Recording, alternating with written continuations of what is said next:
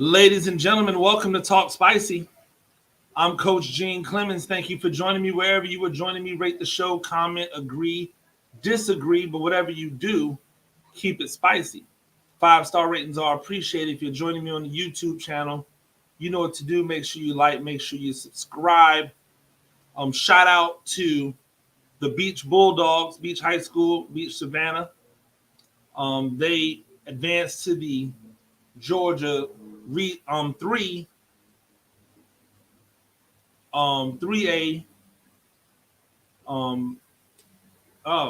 the 3A Final Four. Today Windsor Forest, Woodville Tompkin, Johnson High School, and Groves High School all will try to join them in that Final Four. In a Final Four, yes, that is 4 of the top 4 in the Region 3A that are going to be representing Savannah in the Elite Eight. And congratulations to those guys on what they've been able to do. For many of you, I know you know I'm supposed to be in Indianapolis. I'm not there. I am dealing with family. And as you know, sometimes when you're dealing with family, it's hard to find a place that is quiet. It's hard to find a place that is quiet.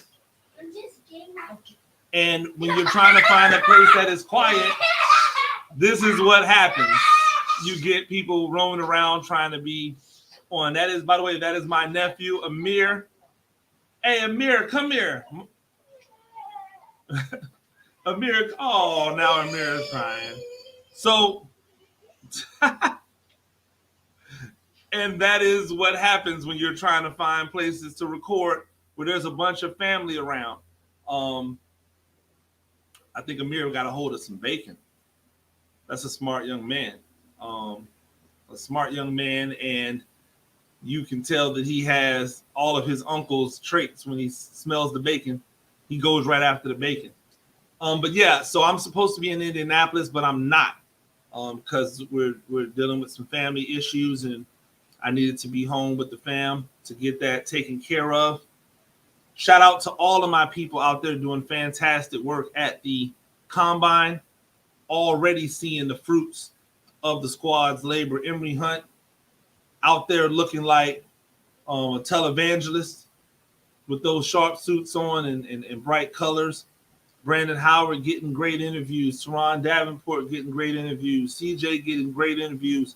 Also doing some great insight.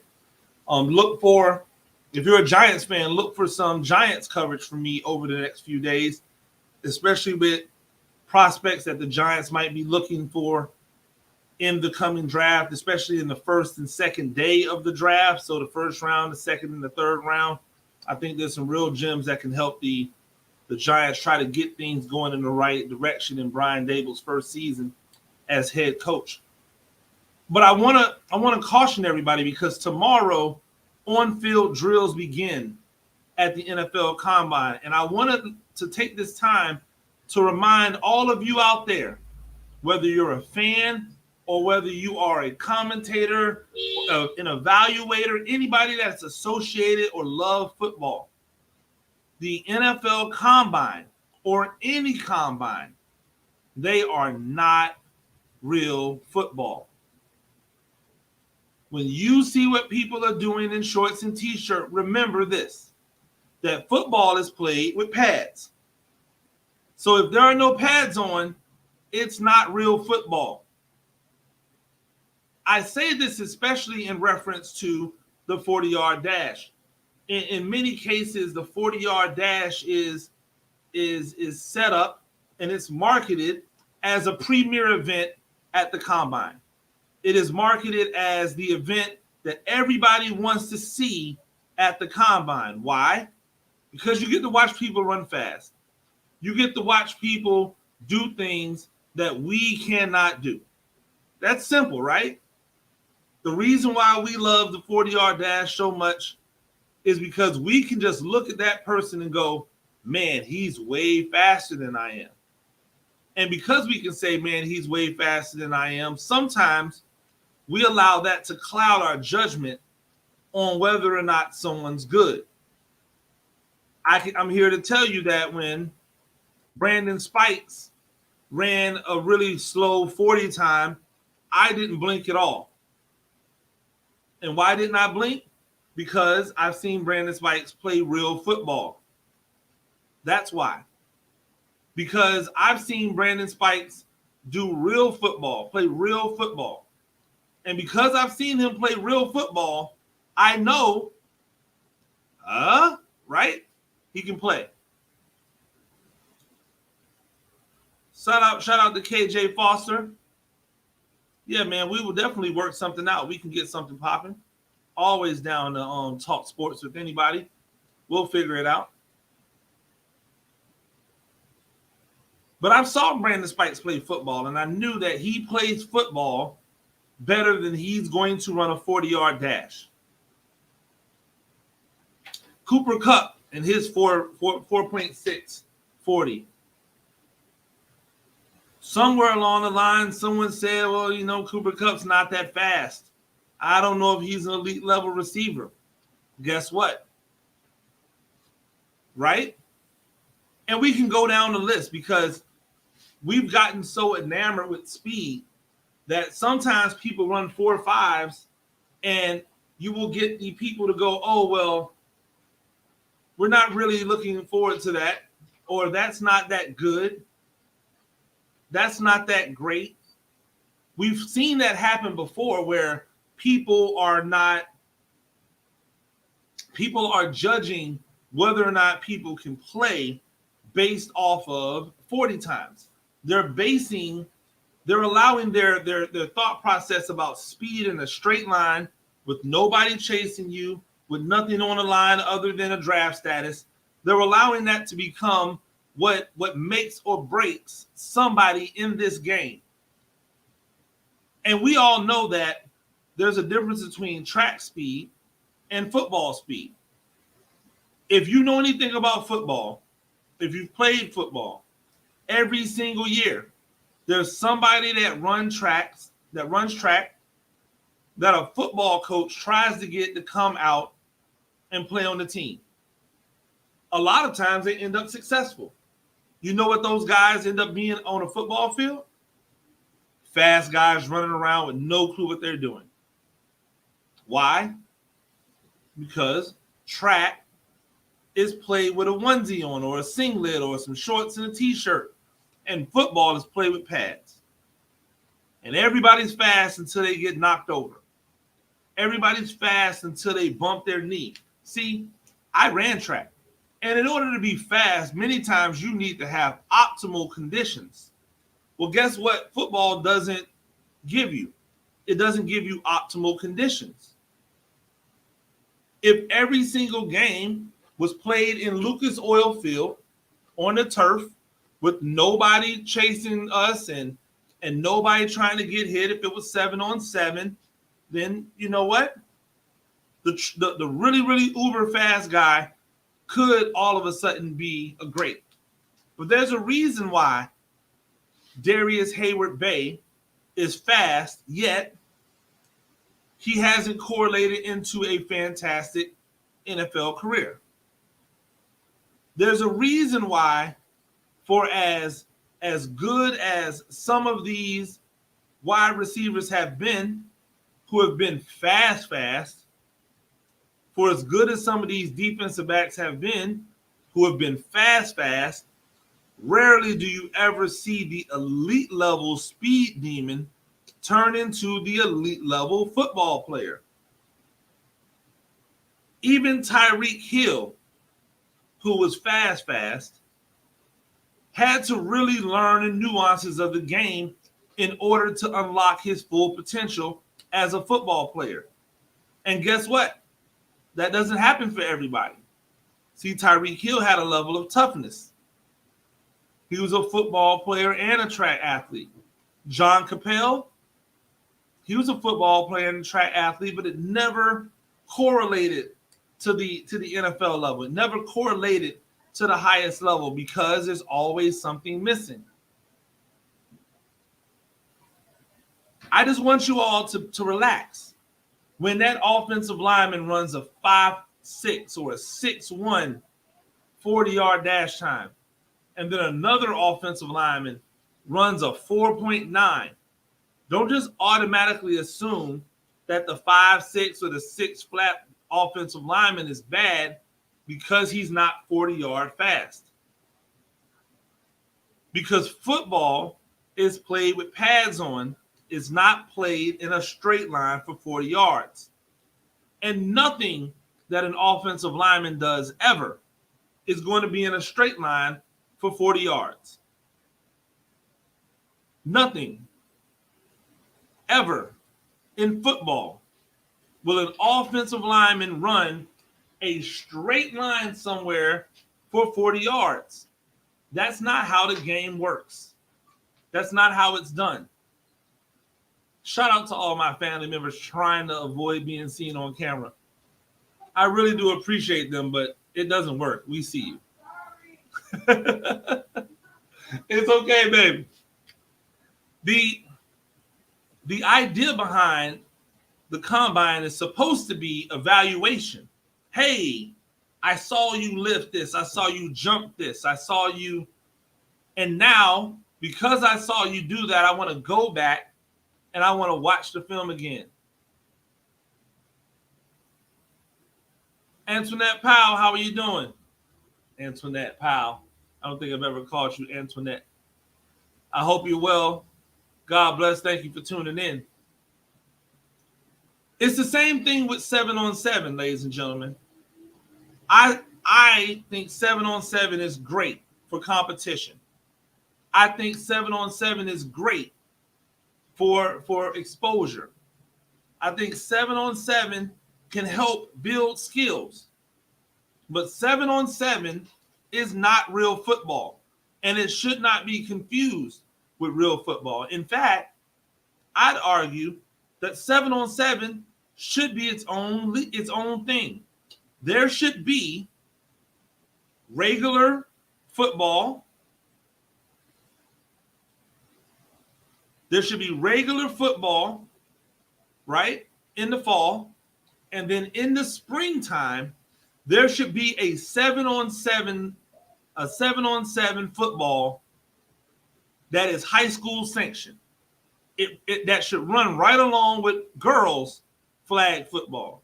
There should be boys flag or 7-on-7 along with girls flag 7-on-7. I believe that there is a place for that in sports, for that to be a thing, its own thing. But we should never mistake one for another. And again, KJ Foster, shout out to you. I know if you understand the feeling, you understand the feeling. I normally don't have to worry about this because normally when I'm recording my Talk Spicy podcast, it's usually in the morning. I'm usually in an office. But when you're around family, you never know what family's going to do. And I appreciate them because they've been holding me down. I had some really nice bacon today, thanks to my sister. My nutritionist is not going to be happy about it, but I appreciate her for that. The impetus, though, with 7-on-7 is to try to tell people, well, almost shame people into liking and or appreciating it. And I always say this: if people don't want to like 7-on-7, let them not like it. The same way that if people don't want to like peanut butter, you don't go, oh, you don't understand the values of peanut butter. You're hating on peanut butter. No, it's just not for you. There's over 300 million people in this country alone. You don't have to have everybody like everything. What we do have to be, though, is we have to be honest, right? We have to be honest and we have to be smart. What do I mean? We have to be honest. Because when we tell somebody, yo, that kid can play, and the only thing that we're going off of is 7-on-7 footage, what we're really saying is that kid has a skill set to either catch or cover or throw. We don't know anything about the pressure of football that comes in. Because in football, you don't get a chance to sit in front of the team with a card up and let them see what they're doing. They have to remember those things. They have to understand plays. Like, even if you're looking at a wristband, they have to be able to diagnose the wristband quickly, line up, figure out what to do, and then go and run a play. Because 7-on-7 is not regular football. Regular football is played with pads.